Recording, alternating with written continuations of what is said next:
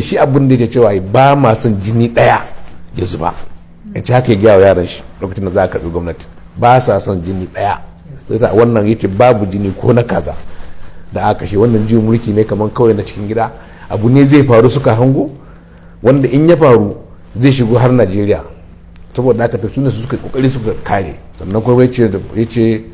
ba su zo su zauna ba sun sojoji ne sun zo ne kawai a ɗan gyaran da za a yi su mero 'yan siyasa abun nan su amma su abun da yake musu bakin ciki har yanzu da ba a kira su aka ji meye ba kawai sai suka ji an ɗora musu takunkumi kuma suna har yanzu cikin roƙonsu cewa an yanke musu wuta abinci yanzu baya shiga ya ce wuta riga an sani a yarjejiyar tsakaninsu da Najeriya to sannan yanzu akwai wanda suke asibiti wanda ma suna neman alfarma da kuma waɗansu maganganu wanda insha Allah sai an je an ga shugaban ƙasa amma abun ya yi kyau. Akwai yiwuwar kun ga shugaba na mulkin demokradiyya da aka tsare? A gaskiya ga ba mu nemi ganin shi ba saboda shi a cikin maganar sa ya kawo maganganu da ba watakila ba sai mun tambaye shi ba da kawo mu tafi lallai na san an ce in aka ji za a nemi ganin shi to amma kuma mu a tawagar Najeriya mun masa wannan tambayoyi mun ce abin da yake damun mu labarai suna zuwa mana cewa tsohon shugaban kasa yana cikin wahala ya ce baya cikin wahala saboda mun bar shi da wayarsa har jiyan nan da muke magana ya ce wayarsa tana hannun shi kuma yana kira ya ce duk shi yake ki ce duk kiran kuma da yake muna ji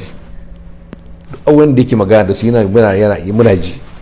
sai Sheikh Balalo ya ce to amma kuma an ce iyalansa ba sa cin abinci ba kwa ba su abinci ta da abun nan ya faru ni shi shugaban kasa sai tura wa iyalan cewa su koma gida da shi da dama ya ce yanzu da matarsa ɗaya ne da ɗan shi ɗaya sauran duk suna ƙasar waje ita sai ya ce musu su koma gida amma suka koma bayi da tabbacin cewa zai kare su kuma shi yanzu ba zai raba hankalinsa biyu ba yana kare kansa ita don mu wani akan mu kare kanmu muke yi sannan mu je can kuma muna kare shi amma shi kuma ba za mu sake shi ba shi ma don ba mu da garanti a kan shi in ya fita maganar rashin lafiya kuma yace akwai likita da ya bashi kullun likitansa da tun lokacin da yake president har yanzu shi yake duba shi don har jiya yace likitansa ya zo ya duba shi